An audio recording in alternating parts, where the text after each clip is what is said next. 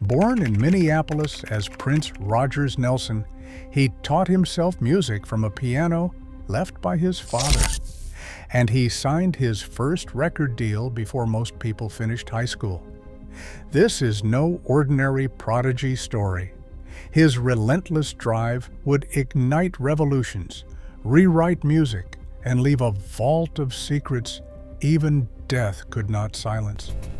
How did this life transform the world, and what did we miss along the way?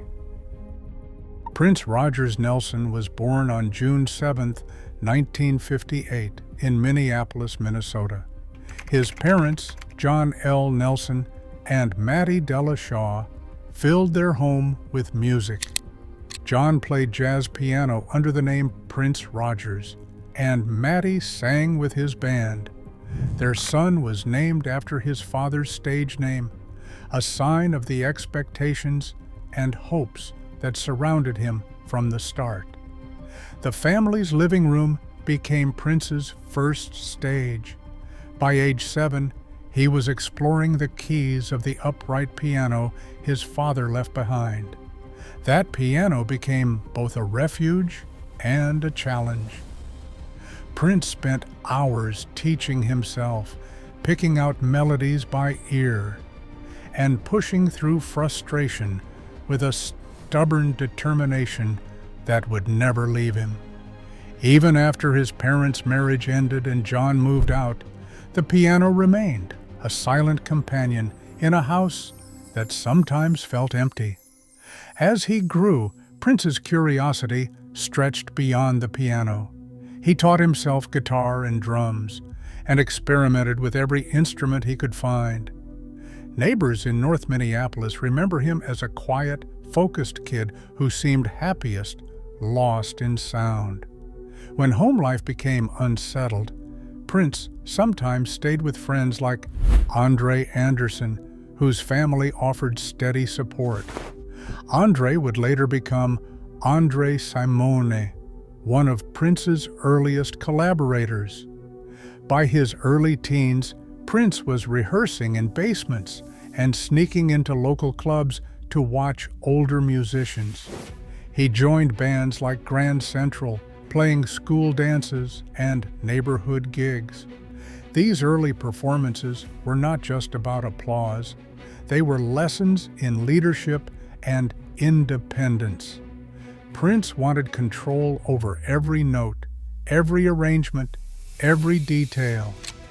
That drive, seated in a childhood of self-invention, would shape his approach to music and business for the rest of his life. At just 18, Prince signed a recording contract with Warner Brothers.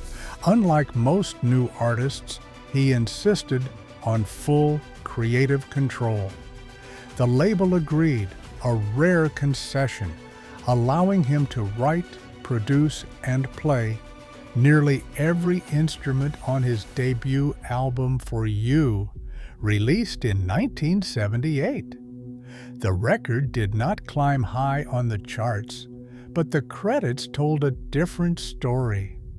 Prince had already begun to carve out a new model for studio autonomy, refusing to let anyone else define his sound. The music coming out of Minneapolis in the late 70s and early 80s did not sound like anything from Los Angeles or New York. Prince's early albums, from For You to Dirty Mind in 1980, stitched together funk, rock guitar, new wave, and icy synthesizers. Drum machines pulsed beneath raw, stripped-down arrangements. Dirty Mind, recorded mostly at home, drew attention for its bold lyrics and genre collisions. Critics and musicians started calling this hybrid the Minneapolis sound.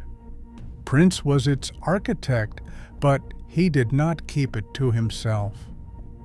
While building his own catalog, Prince quietly shaped the careers of others.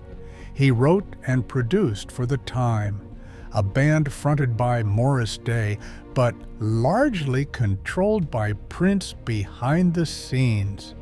He assembled Vanity Six, crafting their provocative image and sound. Later, he collaborated with Sheila E., writing hits and inviting her into his touring band. Even songs meant for side projects carried his fingerprints, like Nothing Compares to You, written in 1985 for The Family, which would later become a global hit for Sinead O'Connor. By the release of the album 1999 and 1982, Prince's studio experiments had produced hits that crossed over to pop and rock radio. Each project, whether under his name or through others, reinforced his reputation as a restless innovator and a master of his own creative universe. The sound he refined in Minneapolis would soon reach audiences around the world. Purple Rain arrived in 1984 and swept across music, film, and fashion like a tidal wave. The album shot to #1, holding the top spot on the Billboard 200 for 24 straight weeks, and staying on the chart for over 3 years. In the United States alone, it sold more than 13 million copies, with worldwide sales estimated at 25 million. The soundtrack spun off 2 #1 singles, When Doves Cry and Let's Go Crazy, while the title track soared to #2. Each single carried Prince's fingerprints, searing guitar, haunting synths, and lyrics that blurred the line between the sacred and the sensual. The film Purple Rain, made for just over $7 million, became a surprise box office juggernaut. It opened at #1 and ended up grossing nearly $70 million worldwide. Prince, starring as the Kid, turned his real-life band, The Revolution, into on-screen legends. Their chemistry on stage and off-powered scenes that felt as raw as any club set in Minneapolis. Years later, bandmate Wendy Melvoin would recall that they knew they were making something that would last. Awards followed. Purple Rain won the Oscar for Best Original Song Score and 2 Grammys, cementing Prince's place in both music and movie history. At the height of his powers, he was not just dominating the charts, he was changing the rules for what a pop star could be.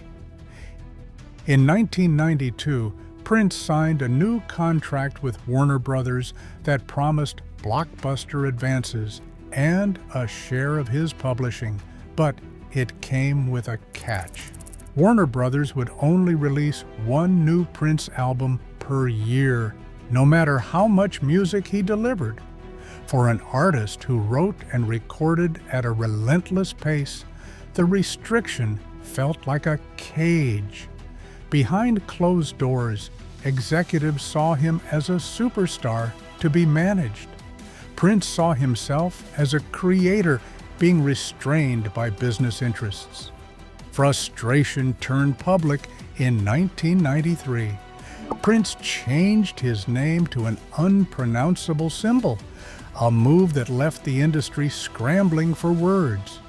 He began appearing on stage and in interviews with the word slave written across his face, a stark protest against a contract that, in his view, treated him as property.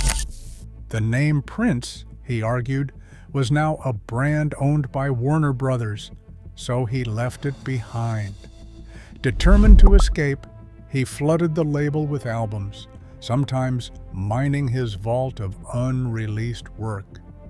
Warner Brothers, sticking to the contract, paced out the releases, trying to protect the value of his catalog.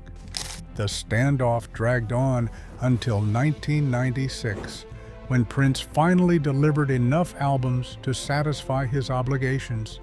That same year, he released Emancipation, a triple album on his own NPG Records. The title said it all. Prince was free. The battle had cost him years under constraint, but it set a precedent for artists fighting for control of their own work. In 2001, Prince quietly embraced a new chapter, becoming a Jehovah's Witness. The change touched every part of his life. He stopped performing some of his most explicit songs, and friends recall him making unannounced visits for door-to-door ministry in Minneapolis suburbs. As his public appearances grew rarer, his creative output never slowed. Behind the locked doors of Paisley Park, he poured himself into recording, filling what became known as the Vault. Estimates from archivists and former engineers suggest thousands of unreleased tracks and finished albums, enough to release new material for decades to come. After his death, Paisley Park opened its doors as a museum. Visitors glimpse only the surface of his archive, a heavy door, shelves of tapes, and handwritten labels hinting at the music still unheard. The estate, working with archivists, began to share select treasures from the vault. In 2018, they released Piano and a Microphone 1983, a raw session that captured Prince alone at the keys. Originals followed in 2019, revealing his own versions of songs he had given to others. In 2021, Welcome to America, a full studio album recorded a decade earlier, finally reached the public. Each posthumous release adds new layers to his story, and the list of artists who draw inspiration from his work, including Beyoncé, Janelle Monáe, Bruno Mars, and The Weeknd, continues to grow. These albums and tributes signal that Prince's creativity is far from finished. The Vault stands as both a mystery and a promise. The music lives on, waiting for its next audience. On the morning of April 21, 2016, emergency responders arrived at Paisley Park in Chanhassen, Minnesota. Prince was found unresponsive in an elevator and pronounced dead at 10:07 a.m. The Hennepin County Medical Examiner later determined the cause as an accidental overdose of fentanyl, a synthetic opioid many times stronger than morphine. No evidence of foul play or suicide was found. The loss stunned the music world and sent shockwaves far beyond Minnesota. Within hours, fans gathered outside Paisley Park, leaving flowers, handwritten notes, and purple balloons at the gates.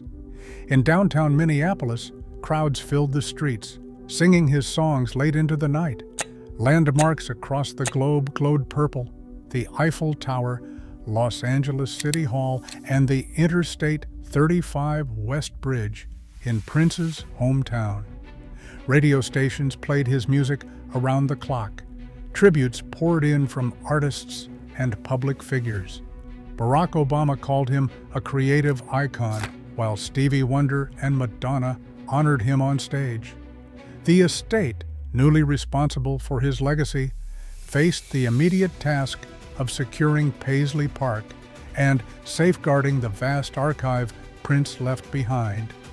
As the news settled in, it became clear that his influence would not fade. The outpouring of grief and celebration signaled that Prince's music and the community it inspired would continue to resonate long after his passing. Today, unreleased music from Prince's legendary vault continues to surface, challenging what we think we know about genius and ownership. As artists and fans wrestle with his legacy, one truth endures: creativity, this bold, never truly fades. What does Prince's music mean to you today? Share below.